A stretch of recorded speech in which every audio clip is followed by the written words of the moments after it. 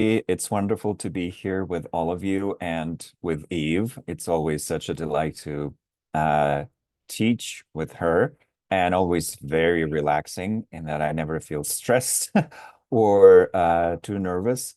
But to put us all at greater ease, perhaps we thought of starting with a little practice because, of course, the Cultivating Emotional Balance approach has such a strong contemplative element to it. About 50%, if not more, of the program is meditation using different types of techniques to help us strengthen emotional awareness. So we thought of starting with a practice that helps us reconnect to the sense of ease and relaxation deep within our body, within our speech, and within our mind. So if you would like to join us in this practice, please find a comfortable stationary position. It's also perfectly fine to just listen or take your time with your tea while we're doing that. But it will be a relatively short meditation practice.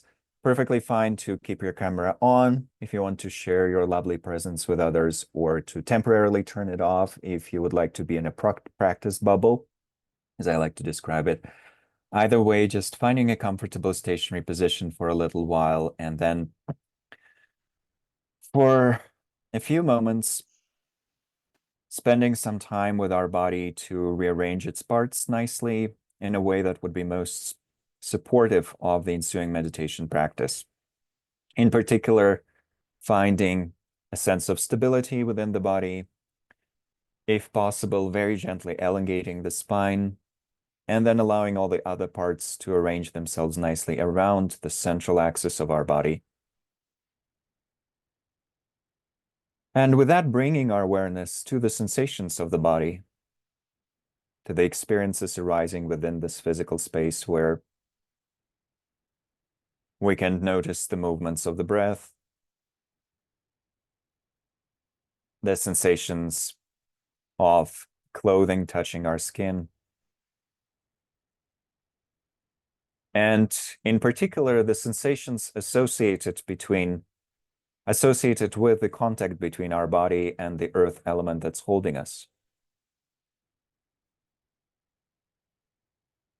Noticing the firmness and the stability that the lower parts of our body might be experiencing right now.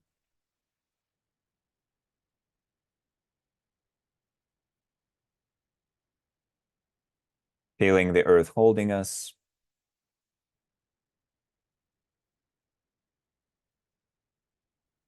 and allowing a sense of relaxation, a sense of ease to slowly start expanding throughout all of these body parts, including our feet and toes,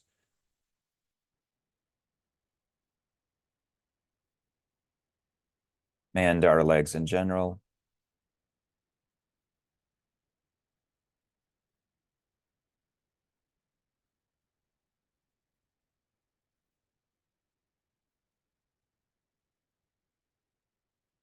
The pelvic floor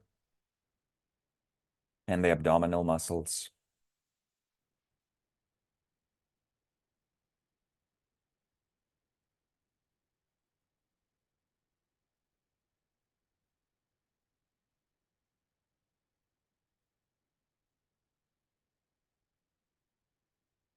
Our torso in general,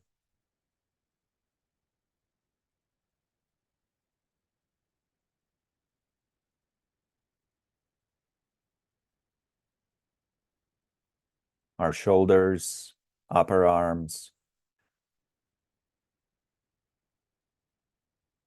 then forearms, hands, and fingers.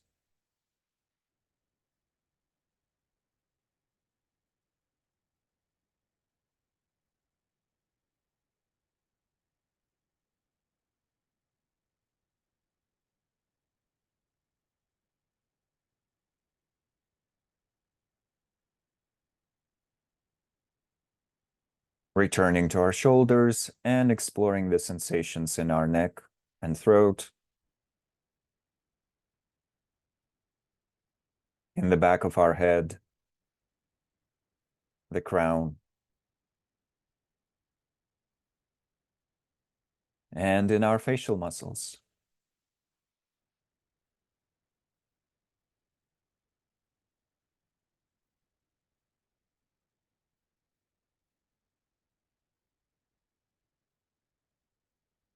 And then just enjoying that contact with the sensations arising in our face and throughout our body, really.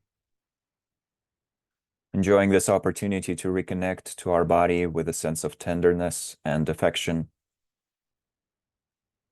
an opportunity to rest for a little while.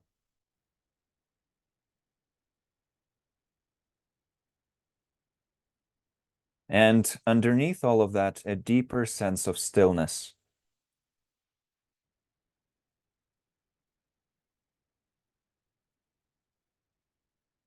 Something that lies behind and beyond all the movements of the body, all of its sensations, and all of our deliberate activity.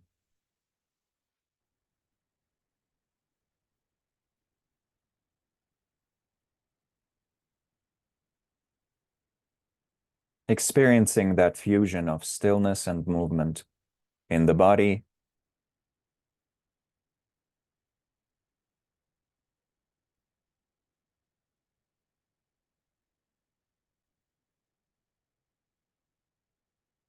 silence, and the movements of our breath on the level of our speech.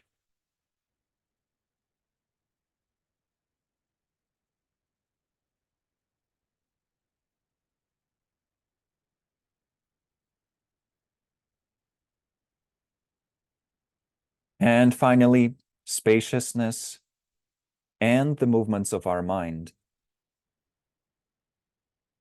when it comes to our awareness. On the surface level, we might still be experiencing the diverse thoughts, feelings, impulses, memories, images, and so forth. But underneath all of that, there's a deep restfulness and an implicit knowledge of the fact that our mind is not bound to any specific expression, any specific display of mental energy.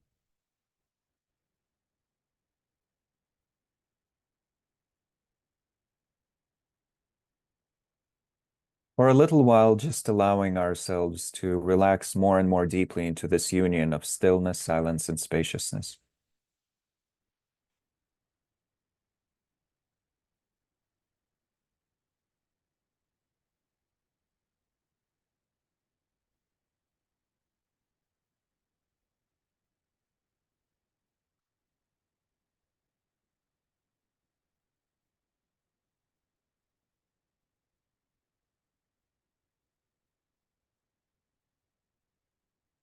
With the breath still moving naturally,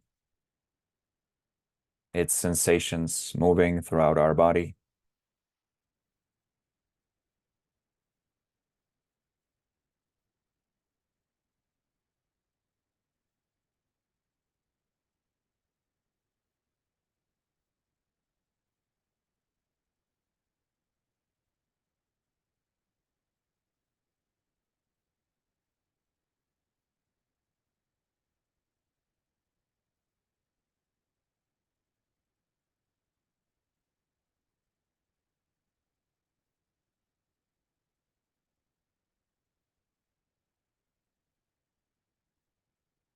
And then, for just a little while, performing a different type of settling. Establishing a truly vast and positive motivation for being here. First, reconnecting to our original intentions, the one that we can easily notice right now, when we ask ourselves the question of, why am I here? What brought me here?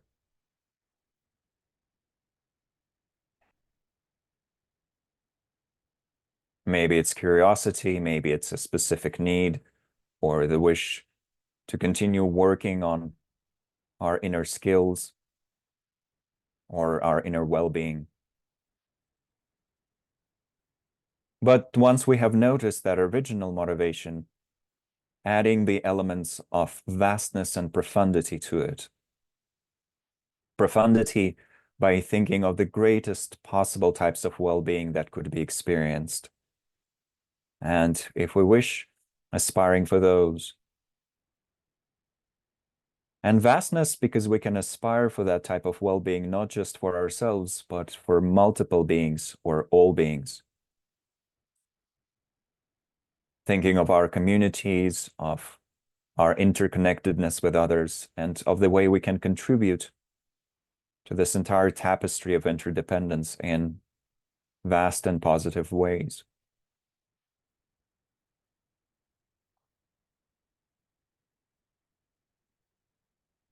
And with that vision of vastness and profundity with regards to our motivation, for a little while, if we wish, breathing life into this aspiration.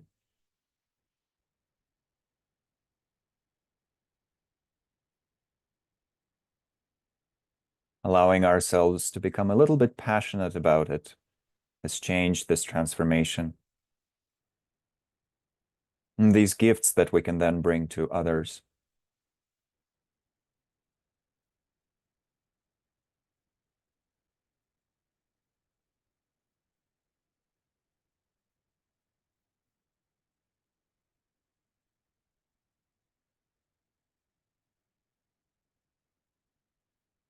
And from this experience of being impassioned about change, transformation, and well-being, for a little while coming back to our body, just to ground ourselves there once again.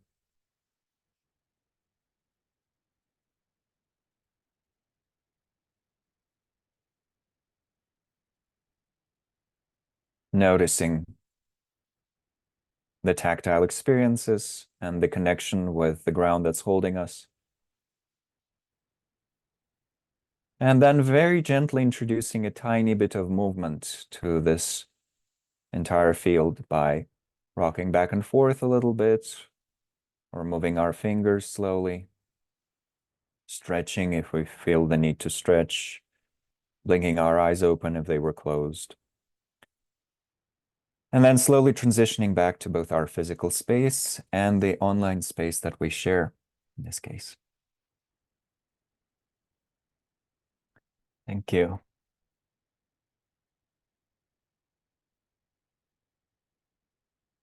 So, just as a very preliminary note, as many of you would be aware, this is both an introduction to the field of emotional awareness in general. So this works as a standalone session fully, at least hopefully so, unless, I don't know, we suddenly get disconnected and disappear and that's it. But even then, we've just done a wonderful practice. But it is also a kind of an intro to the long full form CEB, Cultivating Emotional Balance program that Tibet House is hosting this fall. So if some of you then feel inspired to join that, you would get the full extent of the topics that we're just going to cover briefly now, and the full extent of the contemplative practices involved in that and so forth. But still, even if you're just joining this session, hopefully this will be somewhat helpful. And I know for myself that the wonderful insights that Eve and other researchers, including her father, have brought into cultivating emotional balance can be truly transformative because having countered CEB after already being a monk for some years and after having been a Buddhist translator for quite a while, just the insights that can be brought from the scientific side are truly, truly helpful and truly transformative in many ways. So I will pass it on to Eve and hope that you all enjoy this presentation. Also, just as a technical note, if at any point you have questions that come up on the basis of what we are presenting, please just share them in the chat and we'll try to tackle them straight away or at a later point when we come to a specific point in the presentation. But so we would like to hear from you and to respond to the queries and doubts and questions that you might have with regards to all of this material. So passing it on to Eve. I'm so happy to be here with her today. Thank you, Tenpa. Yeah, thank you for that beautiful practice. I really enjoyed the settling the body and then also settling into our bodhicitta, our aspiration and motivation. And as Tenpa mentioned, CEB is a really interesting weaving of wisdom traditions. And I want to give you just take a moment here on what this course is. I think it'll hopefully inspire your interest in it and maybe get a sense of why we are presenting in this way. So when Cultivating Emotional Balance started, and I'll share just one slide here for a moment. Um,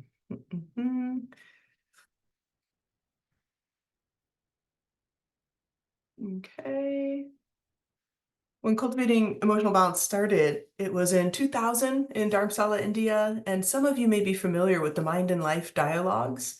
So the organization Mind and Life was really interested in really understanding how consciousness, compassion, things like emotions could be understood from a variety of different interest points.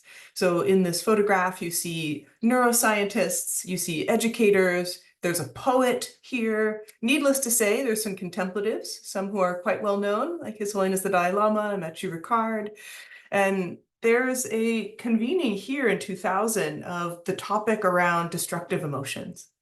And this topic was talked about actually for years prior. They covered dreaming and dying, other forms of consciousness and compassion in these dialogues, bringing together people from all these different disciplines.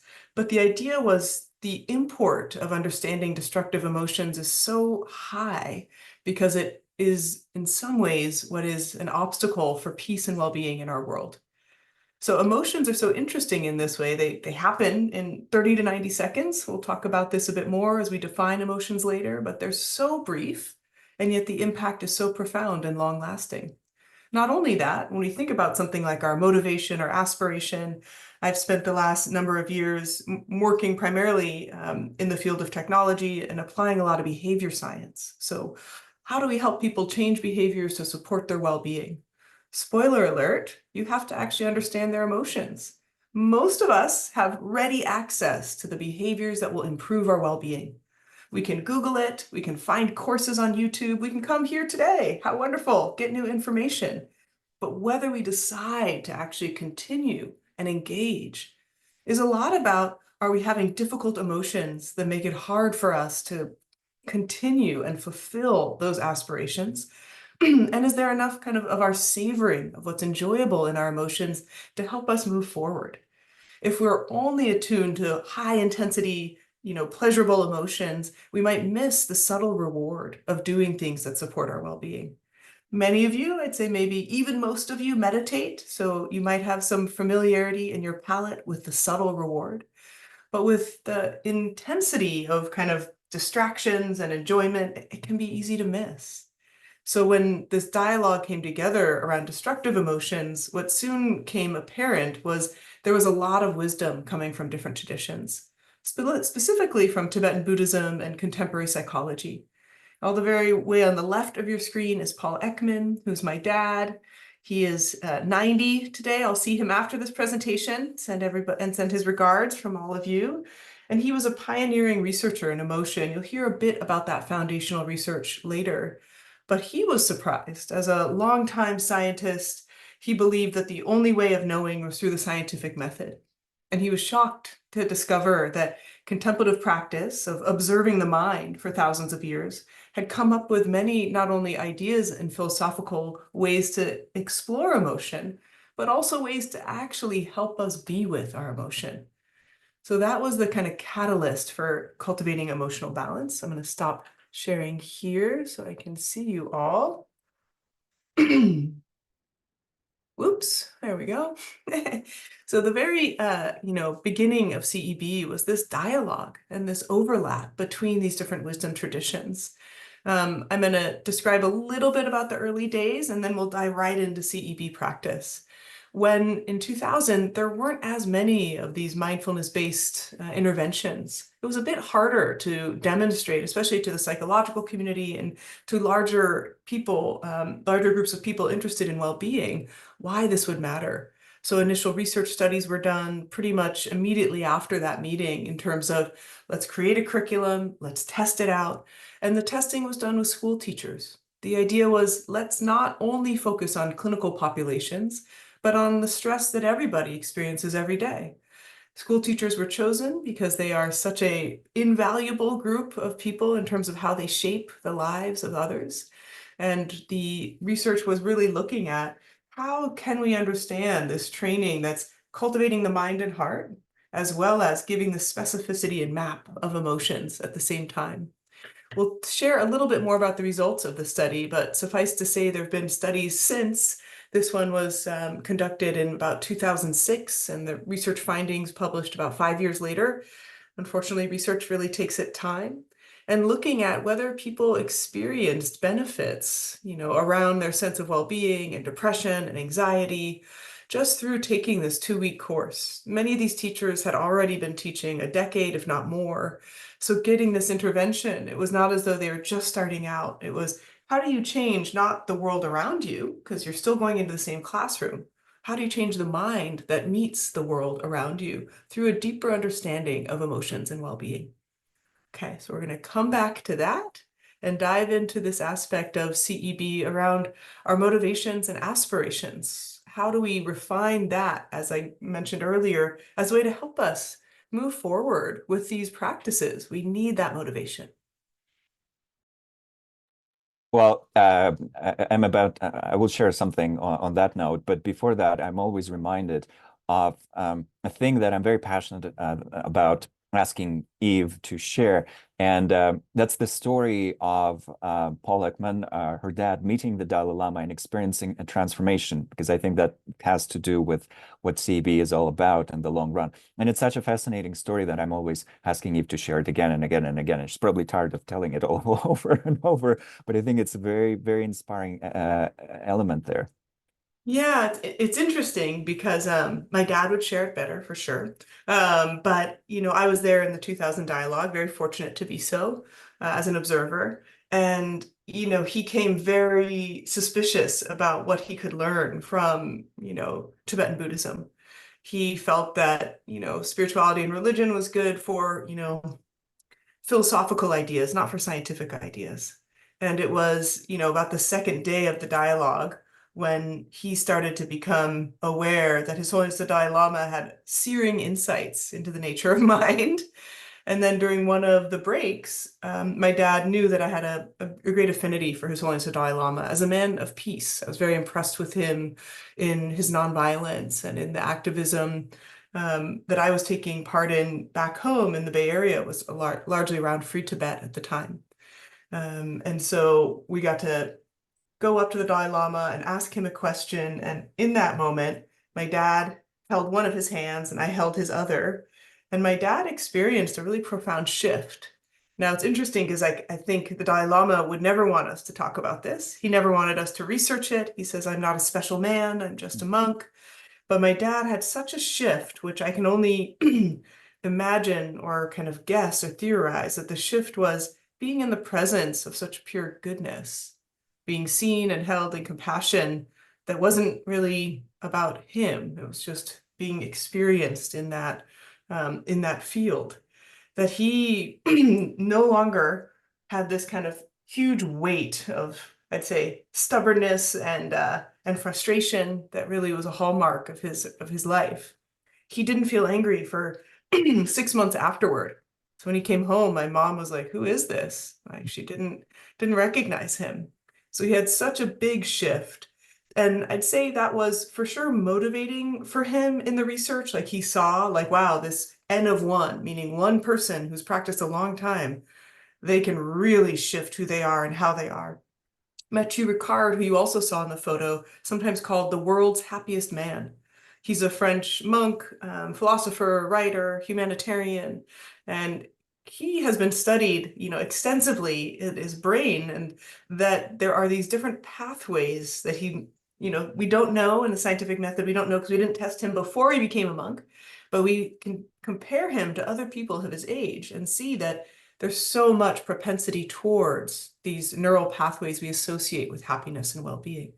So there's a transformative power and impact. Then my dad became so inspired. He did research with Mathieu Ricard and Richie Davidson on what is this malleable part of the mind-heart or the heart-mind that can be shifted by practice and change who we are in the world, how we are in the world, and maybe even to that point where you become this catalyst of goodness, as His Holiness was for my dad. Mm, beautiful. always inspired by hearing that story, and I can hear it again and again. Uh, and someone told me anecdotally that your dad said that if he had another 20 years of his career ahead of him, he would devote his studies to specifically that because well, very, very obviously, if one undergoes a transformative experience of that nature, as a scientist, one would be interested in understanding how did that come about. And just as a side note, for people who are not yet deeply familiar with the Mind and Life initiative and the Mind and Life Institute, that's actually what Mind and Life Institute is all about. That's kind of the focus of the activity of this large community of scientists and a few administrators that are there to help them. So on that note, actually, since we're sharing Mind and Life topics, just as a side note, I'll drop a link to a beautiful podcast in which Eve was interviewed on the topic of emotional awareness by the lovely Wendy Hassenkamp of the Mind and Life Institute. And it's just another lovely source for emotional awareness information, but also for CEB. So if after the session you would like to listen to that at some point, I definitely recommend that. But the reason I asked Steve to share this story is because it has everything to do with inner transformation, and in particular with tapping into a deeper type of well-being that might not, or that was not initially seen as possible in what we'll now largely, and kind of as a simplification, call Western psychology. So if you think back to the days of Freud and his view of the mind, and then you kind of fast forward it to positive psychology, transpersonal psychology, and all the more recent approaches to perceiving the human mind, working with the human mind, experiencing the human mind, you see this vast shift that has occurred in how our potential for well-being and goodness is seen, even in the West.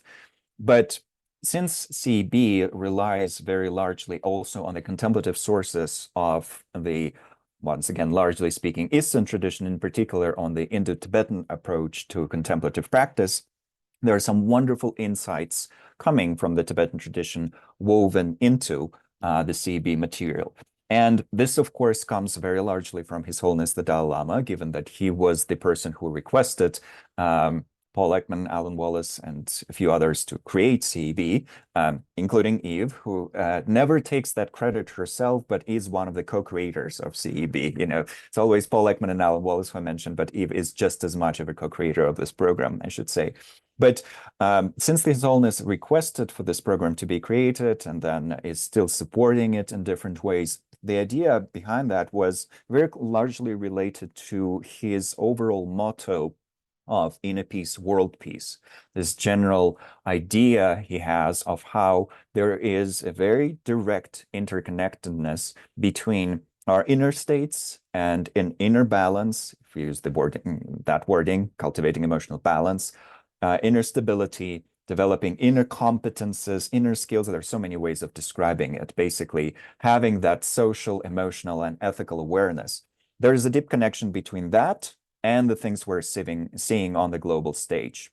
The whole idea of world peace, or the whole idea of balance and harmony within a specific national community, international community, local community, specific family. There's obviously a very direct interconnectedness between all of those. So it's within that context of our inner world affecting the outer world in very obvious and immediate ways that His Holiness also has the idea of so-called inner hygiene or emotional hygiene. And he promotes that very largely, saying basically that in the same way that we take time to brush our teeth or to take a shower or to exercise or to have a good diet, we should be ideally, and I know not everyone likes the language of should, but it kind of works for me in this regard, we should be doing something with our inner world to make sure that our inner world, smells nice and looks nice and has a nice vibe to it, and with regards to what we're projecting outwards into the world.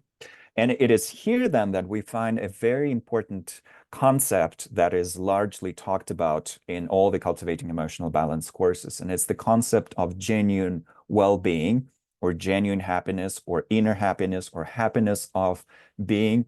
There's so many different ways of wording it. But since we're in Tibet House right now, virtually at least, the Tibetans call it Yang Dakpe Dewa, genuine happiness. And that is described in opposition to the so-called Jiktenkidewa, which is worldly happiness. So because Alan Wallace is one of the co-creators of the program, is such a kind of universally educated man with a very large mind and a very good learning and all sorts of things, he often also uses the Greek terms, hedonic well-being or hedonic happiness, and eudaimonic well-being or eudaimonic happiness. And these, of course, comes from Aristotle, but also then were explored in medieval Catholic philosophy, and eventually we are still using these terms in this day and age. Basically, these two categories are two major types of happiness that we can cultivate. The hedonic kind, what Tibetans call jikten-kide, the worldly happiness, is the kind that comes from outer stimulation. And that is the type of happiness I'm experiencing right now by being with all of you and just looking at your beautiful faces and feeling, wow, I'm in this lovely community, how incredible. I'm experiencing it by sipping my coffee. I have a nice chair, thank you, IKEA, that I can lean back onto and experience some pleasure from that. So basically all the different types of stimulation, including the stimulation from the fact that, oh, maybe people think well of me, or oh, someone might praise me for this, but basically all of the things that come from the outside. And then in opposition to that, the genuine happiness, yang dakpe dewa, eudaimonic happiness, as it's sometimes called, is a type of well-being that comes from within, from the way our mind is organized, from the way its patterns are organized and positioned, from the way its qualities are developed or not developed, uncovered or not uncovered. Once again, of course, different contemplative traditions created different ways of talking about it. Some emphasizing more the development approach, or you need to strengthen this muscle and that muscle and that muscle. Some emphasizing more the discovery approach of, oh, it's already there. You just need to uncover it, remove the things that are covering it up, and then you'll experience this well-being. But it all kind of boils down to the same thing, to the idea that in order to experience this genuine well-being, unless we are exceptionally eudaimonically gifted from birth, which some people are, I guess they're just happy-go-lucky, really sunny people that are really jovial and happy almost all the time. Unless we're in that category, we can only find or experience or uncover this type of well-being through effort, through applying intelligent effort in the field of inner hygiene, emotional hygiene, mental hygiene. And this is really how the CEB came about. It was, yes, created in order to help people deal with destructive emotions. That was the topic of the conference in the year 2000. And actually, I recently heard from Daniel Goleman that it was a topic that His Holiness personally requested, because Mind and Life Institute, or the Mind and Life meetings, were run by Francisco Varela and some other people back then. And on some occasions, they were the ones kind of thinking of specific topics to discuss in this dialogue between the contemplatives and the scientists. But the topic for the year 2000 was so important to His Holiness that he personally requested that a conference be held on that. And this is how we have the Cultivating Emotional Balance approach now. But the idea is, yes, destructive emotions, all of that, but on a deeper level, genuine well-being. How can we uncover that and arrive in that experience of genuine well-being? And having been working with CB for a while now, teaching CB for a while, having seen many people go through the sequence of practices and steps and ideas, and having seen people explore their emotional landscape and play with it and try to establish a greater sense of balance there, I have really seen people arrive at greater levels of this inner well-being. So I should also say that as a Buddhist translator, I have met a lot of people who have arrived at genuine well-being through 20, 30, 40 years of intense contemplative practice. I've met people who have spent 20 years in retreat and so forth. So of course, on that side, we sometimes say, oh yeah, like these great contemplatives, the yogis and yoginis, monastics and whatnot, all these people basically practicing somewhere in the Himalayan caves. Oh, of course they would be happy. That's kind of their job. But what does this have to do with me and my troubles here, kind of living potentially in the West, dealing with mortgage and family and the upcoming election and whatnot? How can this help me? But so going back to my CEB hat, having seen people go through a training sequence of just about 8 weeks, 12 weeks or so, I have seen people cultivate, kind of regular people like you and I, cultivate this genuine well-being to a greater degree. Yes, there's still more to aspire for. We can still aspire to become like Mathieu Ricard and Mathieu Ricard's teachers. Mathieu Ricard famously disdains the fact that he's been promoted as the world's happiest man. But when you meet him, it kind of holds true. You can see that he genuinely has that incredible jovialness to him, cultivated through many, many years of contemplative practice. So that is something that we can still aspire for. And yet, even now, as we make these tiny steps, as we cultivate perhaps greater degrees of emotional awareness, greater degrees of eudaimonic well-being can be uncovered.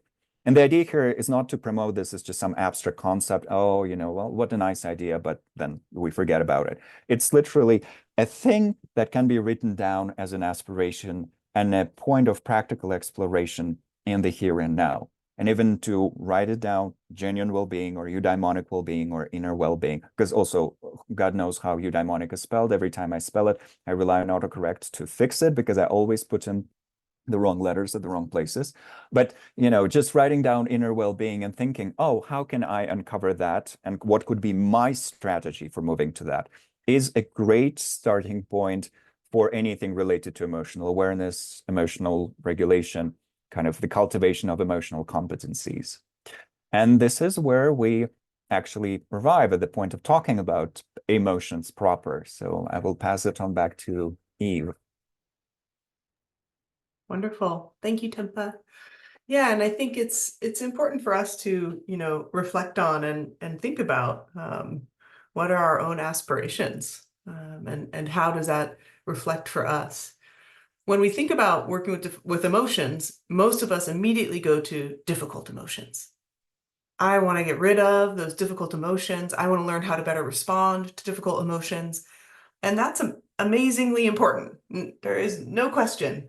If we hadn't said those 6 words to, our beloved partner, friend, or otherwise, things could be really different. A whole night can change just based on 30 seconds of words we said. But that's kind of the weeding. We want to like pull out some of those habitual patterns that get us in trouble with our sticky emotions. And we also need to plant the seeds, right, of, these generative emotions, and also this ability to see more and get familiar with the enjoyable emotional states. So I like to think of CEB as both supporting our resilience as well as our savoring. So that part of eudaimonia and really looking at the world and understanding what is the true cause of my well-being and happiness, and not, telling you what it is, but if we start paying close attention, we get that excitement and interest in the what are called lower arousal states of enjoyment, contentment, peace, satisfaction. At the Greater Good Science Center, at UC Berkeley, where I was the director of training and still am teaching for them, we have a course on the science of happiness. And it's a public online course, thousands of people. You kind of go through slides, and it's coming from a purely scientific point of view. But essentially, on session 1, what we tell you is science of happiness just is really an equivalency of meaning. It's not a happy life, it's a meaningful life. Because what makes our life happy in the moment, I mean, it changes so quickly. What we really need to do is cultivate this ability to have a sustained sense of meaning and purpose, even as there are so many difficult emotions that come and go. So it's like taking this bigger view, but through, understanding, interestingly, our difficult emotions and our momentary emotions, we can find our way there. So it's a neat one. And, meaning, purpose, values, these are all, in the territory of what makes life enjoyable. And yet they're a funny territory for science. I love science. I'm so grateful. I have such a eager mind for the scientific method, and, kind of came up in this time professionally where we can study things like empathy and compassion as it relates to burnout and helping people. And, science sometimes gets siloed in its little fields and areas. There's not necessarily a more holistic view, as there are in contemplative traditions that help us put the pieces in place. So I love the weaving of the two, and try not to just use one to kind of prove a point, and another to prove that point, and really how can these flow together?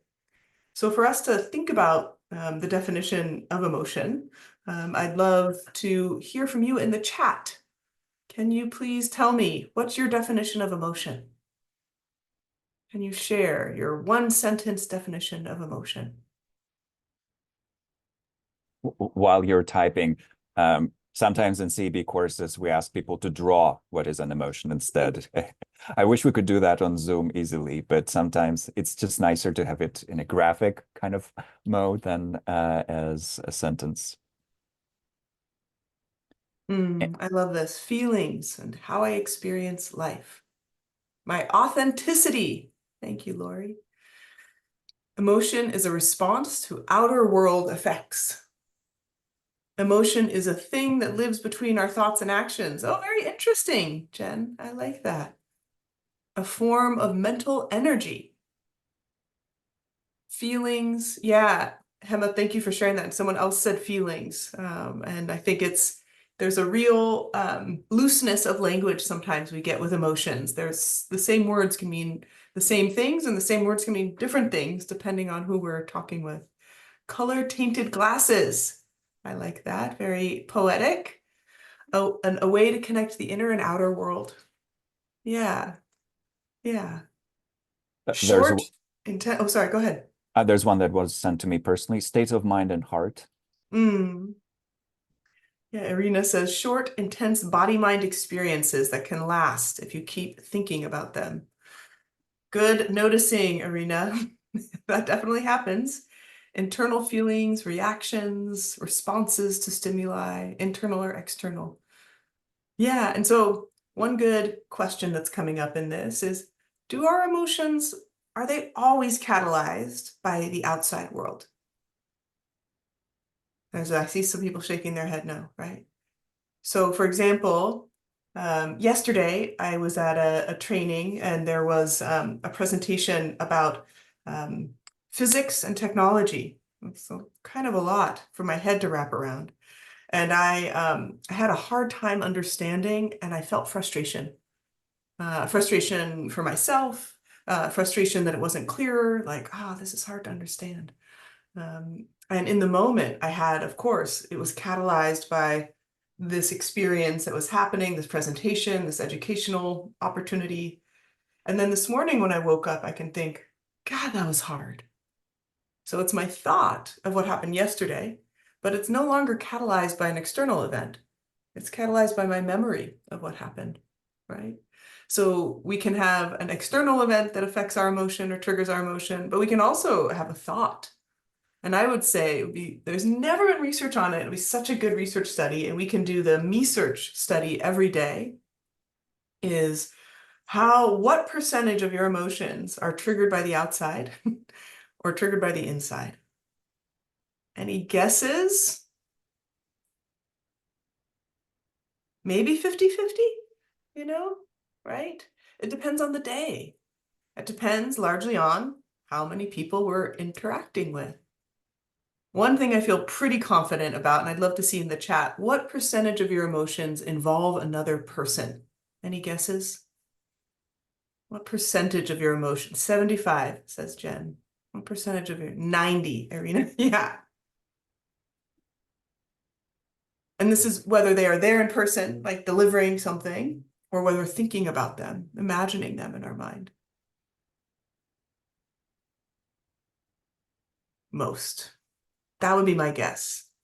When I have paid attention for a whole day, I would say most days it's between 70 and 90%, unless I'm really kind of self-focused that day, meaning I'm kind of having, this sense of self-related, usually, unfortunately, criticism, like, oh God, you're late, you got this to do, da, da, da, then my emotions are catalyzed thinking about myself.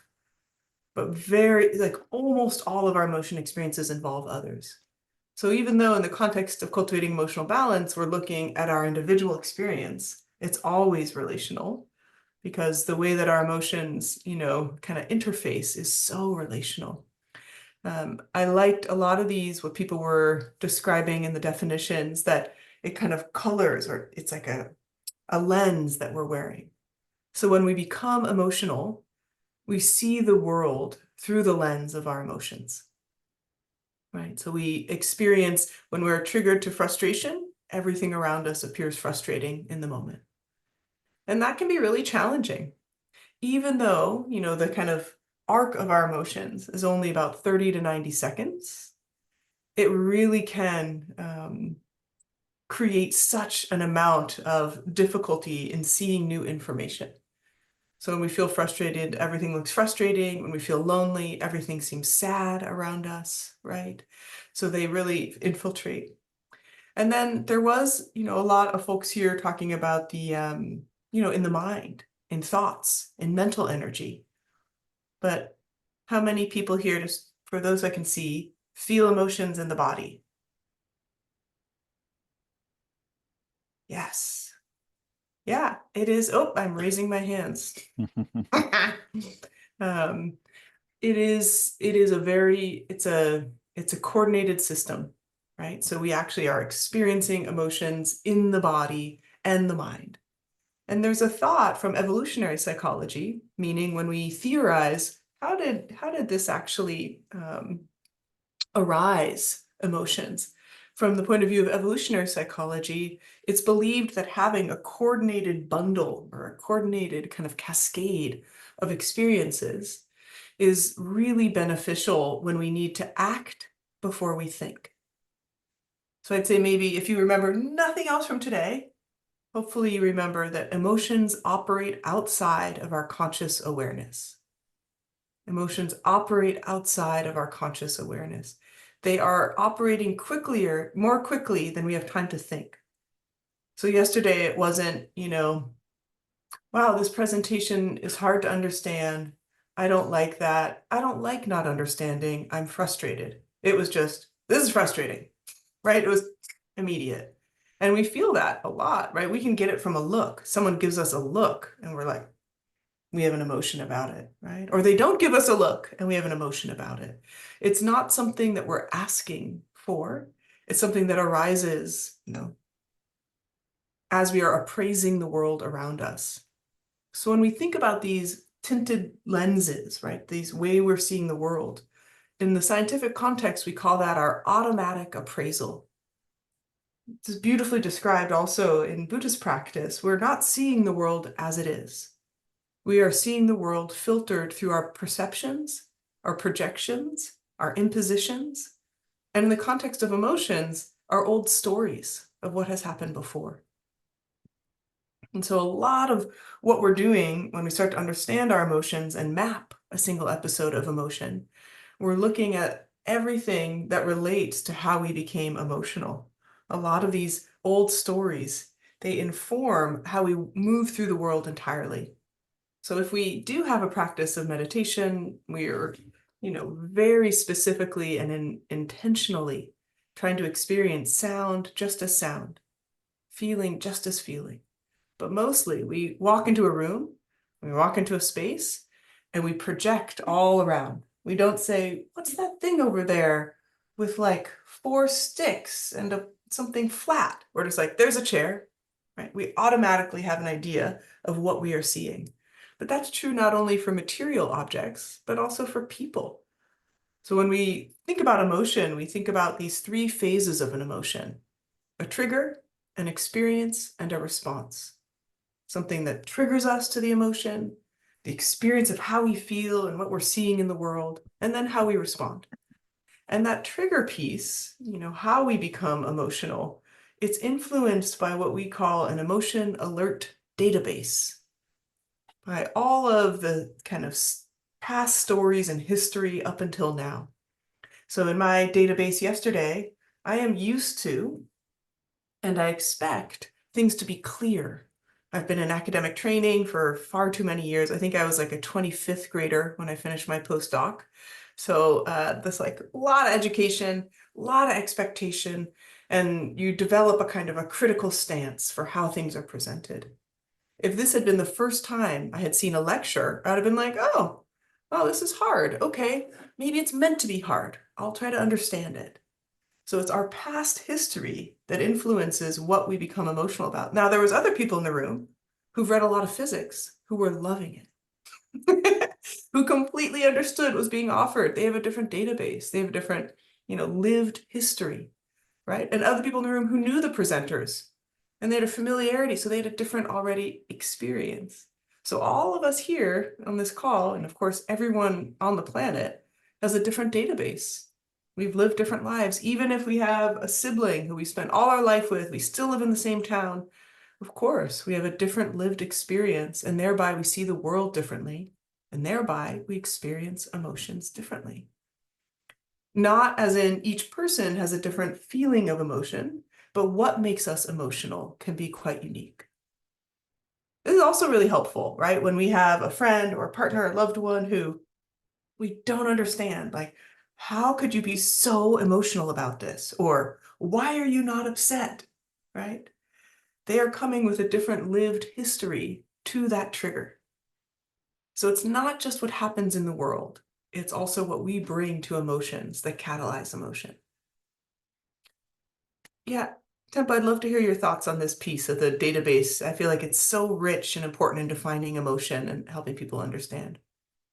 Well, I think when in my experience, a large part of teaching CB or studying CB is looking at our inner landscape. And when we do that, we notice different types of patterning there. So different patterns. So I think, and when some people hear of emotional patterns, they think of something more elaborate. So for instance, uh, Daniel Goleman's wife, Tara Bennett Goleman, who is a brilliant researcher, also of emotional well-being, a practitioner of schema therapy in particular, she working with schema therapy refers to those as schemas, and these are more elaborate emotional patterns that Dzogchen Rinpoche, one of the teachers that Eve has a very strong personal connection to, calls beautiful monsters when they're on the more problematic side.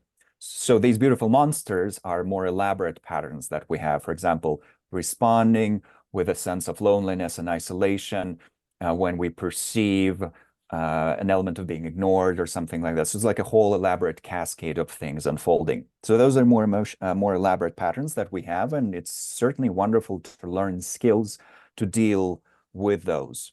Tara Bennett Goleman refers to that as emotional alchemy, transforming these elaborate patterns. But I think on a more foundational level, each emotion is in itself kind of a pattern, and it's a pattern that are, or a shape that our experience energy, our feeling energy assumes when we're faced with a specific trigger. Mm. And to just venture very briefly into more of the artistic side of it, I was recently listening to a podcast with one of Eve's colleagues, Dr. Keltner of the Greater Good Science Center, who, as some people would know, served as the primary scientific consultant for Inside Out and Inside Out 2, famously made by Pixar. And the foundation of kind of what's presented at Inside Out is Paul Ekman's research on the primary or universal emotions that we will see in a little bit. But Dacker and his colleagues were talking about how when Pixar was envisioning kind of the whole visual side of Inside Out, each emotion was assigned a shape. So, for example, if you've seen the movie, Joy stretches her arms out a lot and she's like a star, and sadness resembles a teardrop, and fear is like an exposed nerve, and anger is like a little flame. So it's those kinds of things actually that through visual language or artistic language convey this idea that our emotions are also like shapes that our inner energy temporarily assumes when we're faced with something that is in our database, as Eve has explained it. And a large part of taking people, kind of shepherding people through something like CB or any other similar approach, even though there are not that many, and CB is really good, just a little bit of advertising. Part of the process of seeing people go through that is helping them discover both the larger patterns that we can discover in ourselves and then transform. That's the whole beautiful monster work there. Mm. And these smaller patterns of, oh, well, how come he didn't wash his cup last night? Or how come this person did this and that and blah, blah, blah. And we experience that irritation and we notice it. We see how our energy has temporarily taken that shape.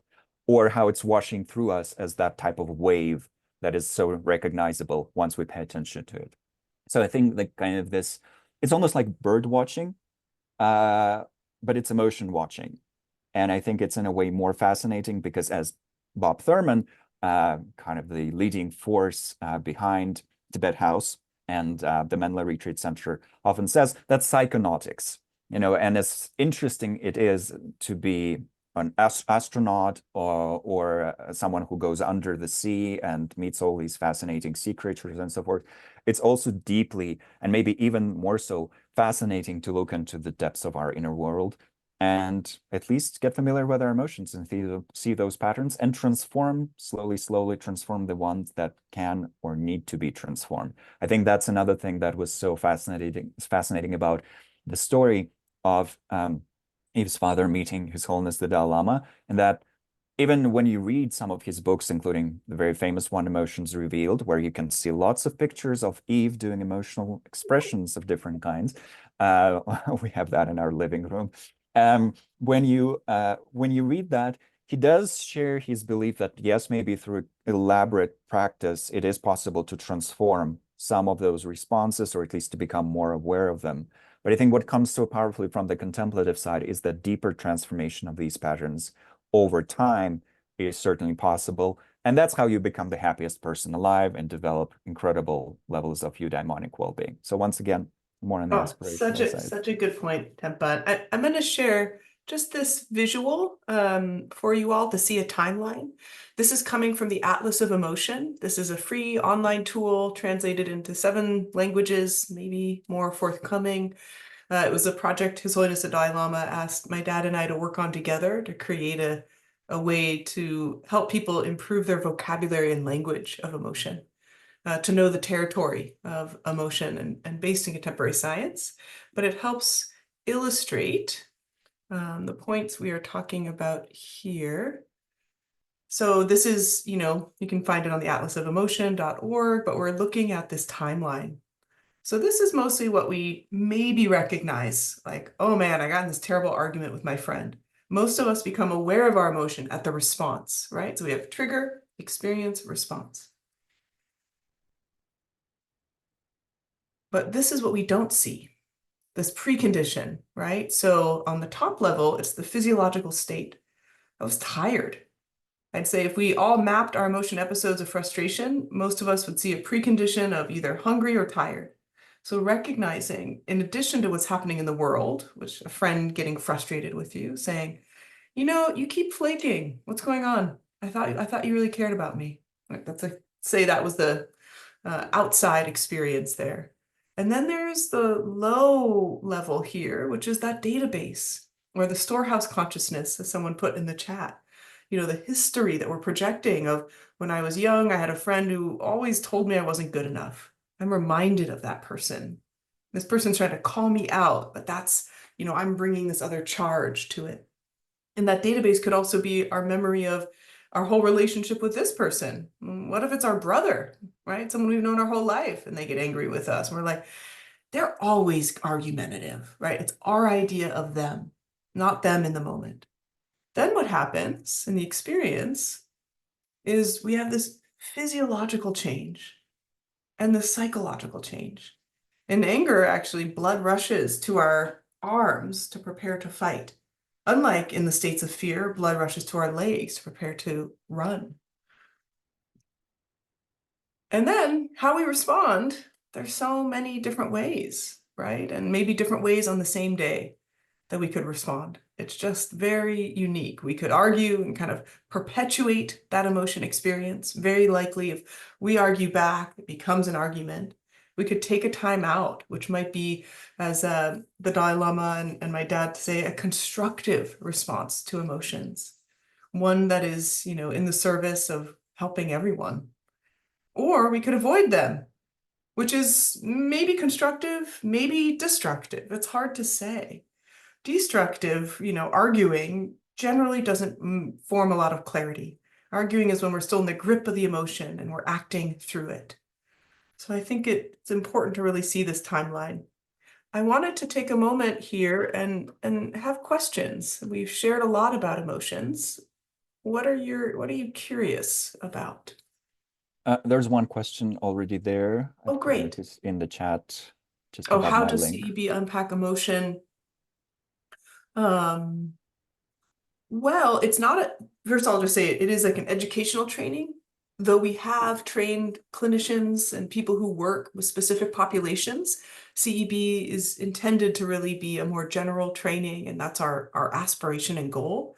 I think, there's no different, I am not an Alzheimer's researcher, but with impaired memory, we definitely have, you know, we there can be a higher intensity emotionality that can be towards, actually being more pleasant or having more irritation. So this is more of a neurological question than a CEB question, in that when we have a difficult or disturbed experience, especially with Alzheimer's, that anger trigger, it's interesting. It becomes like kind of more familiar and more habitual. It's like you're stuck in that kind of grip of the emotion longer. For most of us, we can kind of, hopefully, if we don't keep triggering our emotion by thinking about it, we can move through it. And just as Tempa said, what's so important about working with our emotions isn't just trying to avoid triggers or change our responses. It's transforming how we understand emotions, right? Not as they are happening to me, but these are co-creation.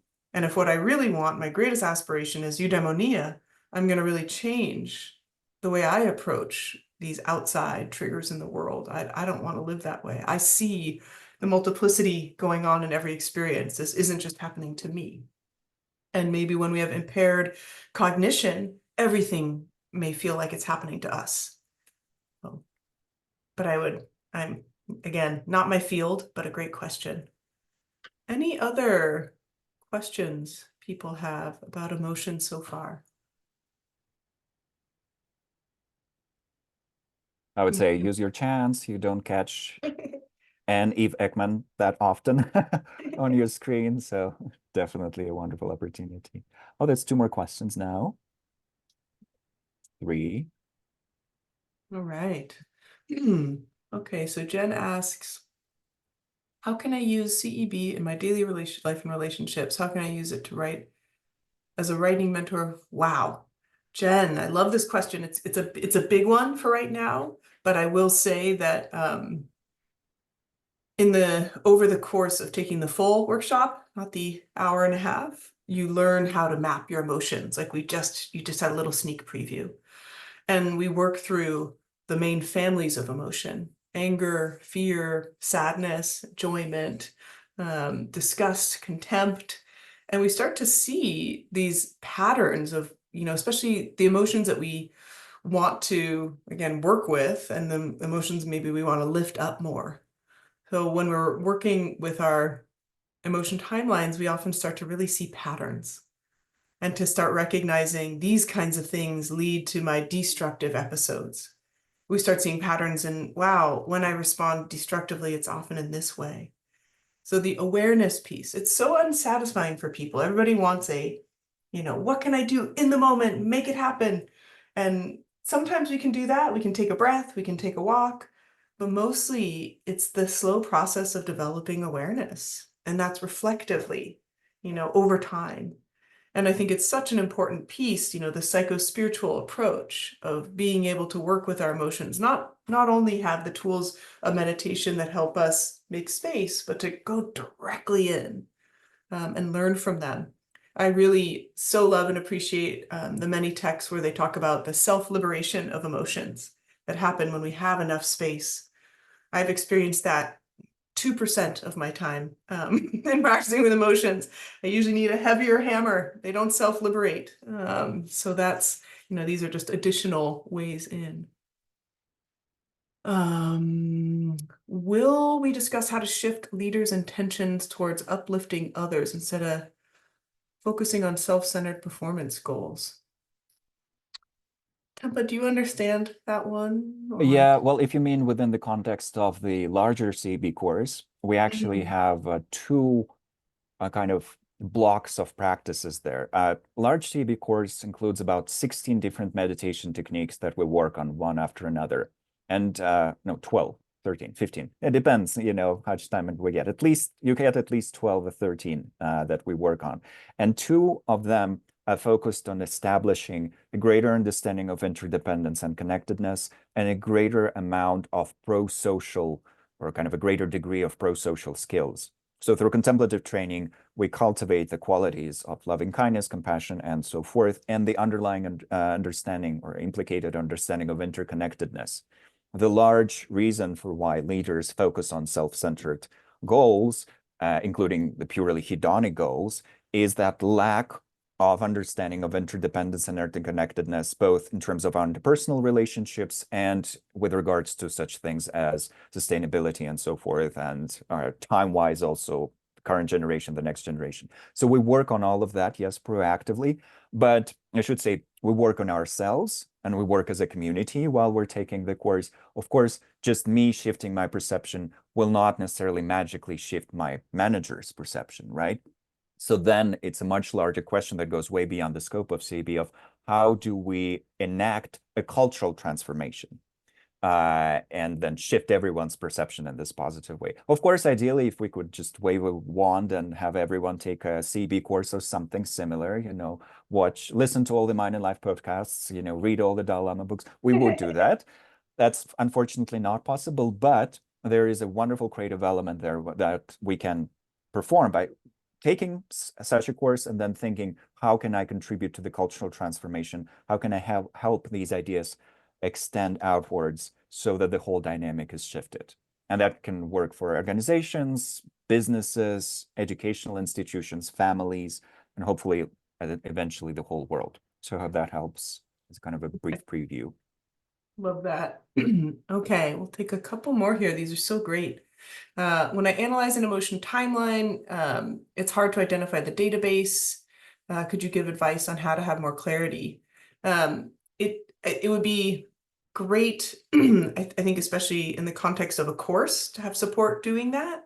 In general, I would say start with easier, simpler episodes and work your way up.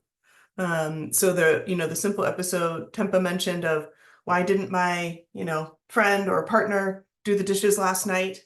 I'd say the number one example I get in all of my CEB teaching in these 15 years is why didn't my partner do the dishes? It's a very classic trigger. And then it's one that, is mundane, but that we can really look at, what's my story here? What's my story about my partner? What's my story about my role? Like, we can really start to unpack. And I think journaling about it. So journaling up there with mindfulness and exercise is one of the best interventions we can do for our mental health and well-being. And especially the form of journaling that's called expressive writing, where we write about an emotion, experience, and we just write and write and write without any other prompt. I think through that, the database information might also arise. Where does this come from? What does it feel like? Why am I having it? I think it can be, really interesting to investigate. So, Nikita, I think I appreciate your desire for deeper understanding, and hopefully that's a place to start. Irina, what can be done with my sudden emotions where the body responds and it's difficult to take a break? Yes, and if the reaction has already happened. And okay, two important questions: what to do with sudden, intense emotions. Really, again, it's very unsatisfying, but we have to do a lot of, familiarization. In CEB, we often teach a meditation that Sokni Rinpoche, who was mentioned earlier, offers us, which is learning to be familiar with the sensations of emotion in the body. And we do that in the laboratory of our practice so that we can then try it out in our everyday life. It's an impossible feat to learn how to do it in the moment. I'm just going to say, we actually have to cultivate and develop and strengthen. Like, you couldn't go and just lift a 150-pound weight. Like, I can just do it. You'd have to start with smaller weights, start to feel it. It's the same thing. And because, as Irina's pointing out, it's an embodied experience. It's so fast in the body. We work with the body in order to start kind of learning what's it like? What's it feel like? Okay, can I find my belly? Can I find my breath? And then when it's happening in the moment. And we can start to also learn again, like what are the conditions that really lead to that intensity of emotion. The second part of how do I not feel so guilty or shame, I often find that when people have their regrettable emotional episodes, meaning these high intensity destructive ones, they lose it at someone they love, they say something they really regret, that they will feel that emotion happened in 2 minutes, but then they regret it for like 2 weeks. And so the secondary emotion of shame and guilt is so much stronger than the first emotion episode. And this is where compassion comes in, right? Yeah. Tempa, what do you think? Should we move on to our last piece here? Do you want to, such great questions. What do you think? More information or respond to questions, I guess? Well, I tried to respond to some in the chat, so please check that out. I think one that I would invite you to, just the last one that maybe to tackle. I mean, I wish we could answer all of them right now. And of course, we will tackle every question that arises within the course. That's what the course is for. It's very slow pace. It's 42 hours. So there's always time for literally every question, every query, and every situation that you might want to unpack with the community and so forth. But here's a kind of a popular one. Does anger, negative emotions build up if you do not release them in some way? What is the best way to release them? I think that's the one that comes up a lot in kind of pop psychology and was coming up at least until kind of the breakthrough with Inside Out and other cultural products like that. But I think it's an important one because Yeah. there's still that idea of a dichotomy of release or Yes. suppression. Yeah, I agree. And even yesterday, at this longer conference I was at, I was surprised to hear still there's a school of psychology called positive psychology, and it really, was the kind of forefront and primary leader in the movement towards studying well-being. And yet it can often, not always, but can often create this dichotomy, as Tempo's describing, between it's good to feel positive, it's bad to feel negative.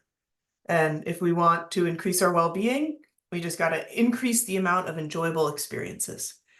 When indeed it is true that being able to experience joy is highly associated with well-being, avoiding, denying, suppressing, trying to get rid of what doesn't feel good is definitely antithetical to our well-being. We will not succeed. Just by the nature of impermanence, old age, and death, we are going to experience difficulty. And if we try to avoid that, we are going to be chasing our tails, right? Samsara. And if we bring that in the psychological context, we're also missing out on the rich messages which emotions have to share with us. When we become emotional, we're actually getting insight into, something we can learn about ourselves, some way that we can learn about an obstacle to us kind of having a calm mind. When the Dalai Lama asked my dad and I to make the Atlas of Emotions, it wasn't to be happy, it was to find a calm mind. And I love that. The goal isn't feel good all the time. It's find the flexibility that you can return to your baseline. Because with a calm mind, right? The calm mind, hopefully infused with compassion, so we can meet the struggles and difficulties.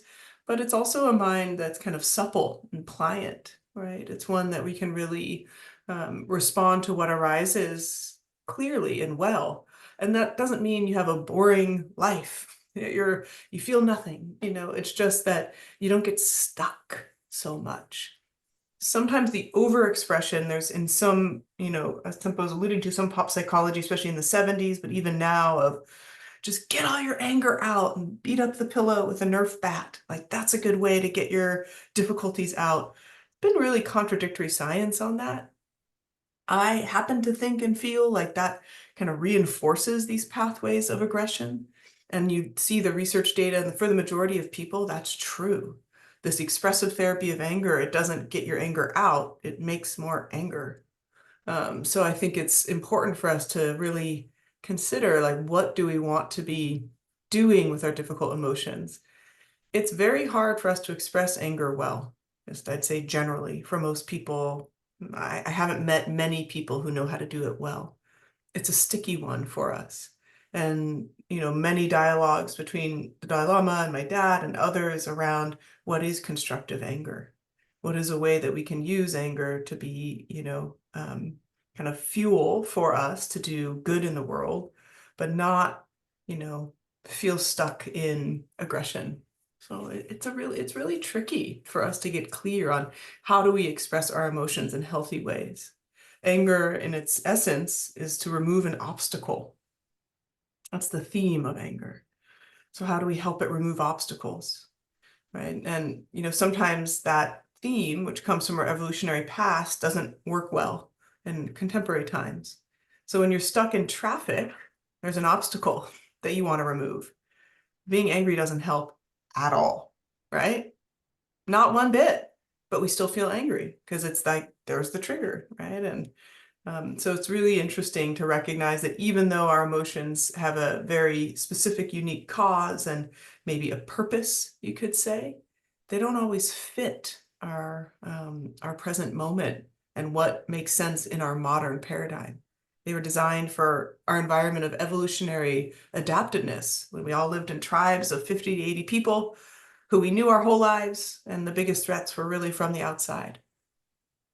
Now many of our triggers, again, are other people, social context.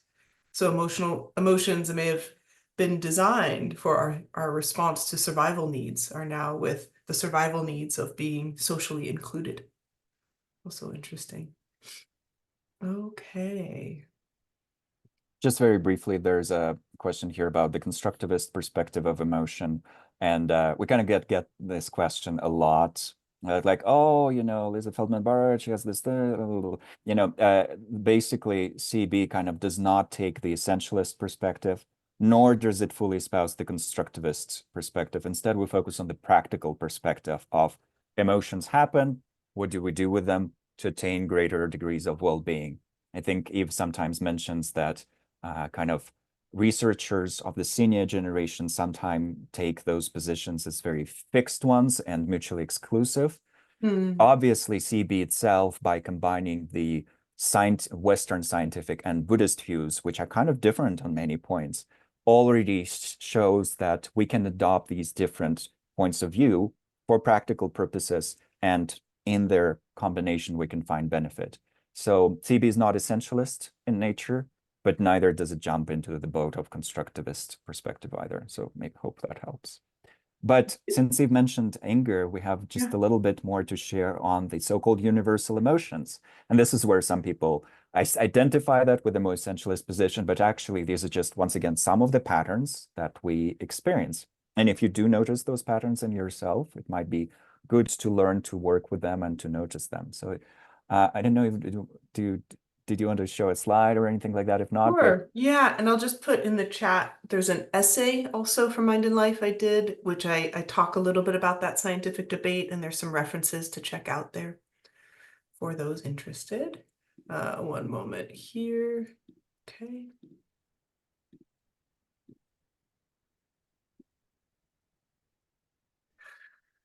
Um, Yeah, so this is coming again. This is one part of understanding not all of emotions, but our emotions that have a universal facial signal, a universal physiological arousal. This isn't a list of all emotions. This is a list of the emotions which possibly, again, the theory is these adapted very early in our environment in order to meet the survival needs, right? So we look at these, as I said, anger removes obstacles. What are the themes of these emotions?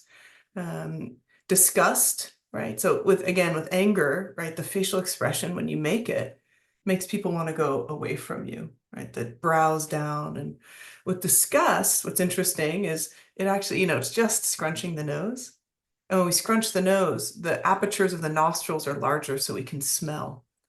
So disgust at a physiological level, it's like, let me get away from that. That's poison. And we signal it to someone else so that they also see, oh, I want to be far away from it. Now, of course, we have social disgust, and disgust is a very difficult, complicated emotion in which when we express disgust as another group of people, they are like vermin, they are like insects. That's a dehumanizing language. It's the emotion of disgust being used in the context of, hatred. Contempt, very unique in and of itself, is an emotion that really signals superiority, judgment. A little different than disgust, which is this is not even human. It's like, I'm better than. You see this in primates when you have a, silverback gorilla and a junior gorilla who comes up to kind of say, like, I want your power. Anger, he could be angry at this younger gorilla, but that might incite a fight. Contempt sends a message of, like, who are you? But without exerting any effort or inviting anger. So contempt, I think is the primary emotion we see in social media. A lot of us are experiencing that, like, I can't believe that. Problem is, we kind of like our contempt. It can feel good. It's very difficult to have constructive contempt. So these are just little teases that Tenpa will be diving more deeply into with CEB. Fear, the main theme is, of course, escaping from threat, right? Removing threat. And we're actually moving away with the expression of fear, like, right? And surprise is a very brief emotion, focuses our attention, and then another emotion. So surprise, then fear, surprise, and then joy. Oh, sorry, got a little bit cut off there, but sadness, it's really interesting. The theme is really about, of course, loss. But with sadness and the facial expression of sadness really elicits a sense of care. Like when we see anger, we want to move away. We see sadness, we want to move forward. Like there's actually that. And, I'm going to show some images here that my dad took in a setting that was like a previously uncontacted village where there wasn't any Western media, there wasn't exposure to outsiders. And he was really interested in creating an opportunity to capture the facial expressions. First, he just watched video or film at that time. This is the early 60s, late 50s. Film of, what were people doing in their everyday context? Children playing or fighting, people engaging, people, getting aggressive. And watching the facial expression, he realized there was a universality in those facial expressions.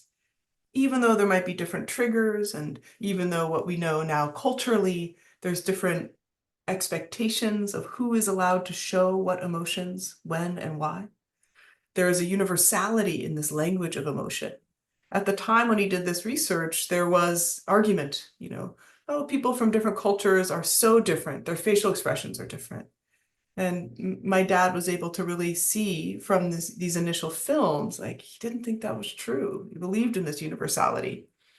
So he was looking at these universals and he set up, this opportunity to recognize, is there something universal about the signal, meaning the facial signal, the trigger, why it's happening, the physiology, how we feel it in the body, and then what you are likely to do. And so in Papua New Guinea, he, through a translator who came from a nearby village, he asked these villagers questions that made sense in their life. Not show me when you're happy, right? But questions that related to their life. What would you look like on your face if a child had died? If a friend had come to visit? If you're about to fight? Or you saw a smelly dead pig? You might imagine what emotions these would be. Sadness, joy, anger, disgust. So which would we think is this one? Anybody? Yeah, friends had come. And the child had died, right? Very clear in the sadness. This one's a little harder to see because of the quality, but with the brows together and down is the real indicator. About to fight. And we can guess what's this one, right? That's the disgust, something smelly and dead. So again, these are not, the universals, meaning these are the only emotions that exist, but these are the ones that helped, catalyze the field of emotion research. If you can't measure it, it doesn't exist, according to the field of psychological science. And one of the interesting pioneering areas that my dad and others were involved in is measuring the facial expression, measuring the physiology in the body to be able to recognize what is going on as we feel emotions, so then we can observe them in the context of the laboratory and now in the real world. So there's just a lot of interest in really um, starting to use this science to help us understand ourselves and others, right? So just a little bit of a sneak preview of that. And yeah, Tempa, anything you want to add before we close out and indicate our merit? Well, I mean, there's so much, there was so many lovely questions in the chat, and I think that shows that also just in my experience of teaching CB, emotions are still so underappreciated. And there's so much that could be done, even in terms of just talking with a kind of community of like-minded people who are curious about emotions or emotional awareness. There's so much such a huge cultural shift that needs to happen just with regards to that, so that we can then make that jump towards greater inner well-being. But I think I'm finding it very inspiring that so many people joined and many more people signed up to get the recording of this session, meaning that there is an interest in this, and that Eve's work and her dad's work and the work of so many other researchers whose work is integrated into CB is kind of being appreciated, and it's paying off in terms of bringing actual very practical benefit to people. So as kind of a person coming to all of this from more of the Buddhist side, I find it's very rewarding to see that we're collectively now looking at that. So even if you're not joining the course for whatever reason, if it's not right for you right now, just to start that wonderful exploration, I would definitely recommend Eve's podcast as another starting point. The Atlas of Emotions is another jumping point. Yes, there's absolutely benefit in being guided in all of this, or having the facilitation and having a community. But just to start this journey together is such a gift. And I would like to thank you for giving us this gift, both in terms of starting CB. It was on her insistence that her dad even went to Dharamsala in the year 2000. But for doing that, but also continuing this wonderful work throughout all these years and joining us today. It's really incredible. Thank you. Thanks, everyone. Thank you, Tempa. Yeah, and thanks, Maggie, behind the scenes for supporting us today. Really wonderful to be with you all. So just as a reminder, you will all get the recording, and also the code in the chat is active until midnight today. If you have any questions, email Tibet House, and if you have a question about the content or things like that, they will forward it to me and I'll answer to the best of my ability. And very much looking forward to seeing some of you in the course. I know some people have already signed up of those present, and some others. So we will be seeing each other a lot then. Thank you so much.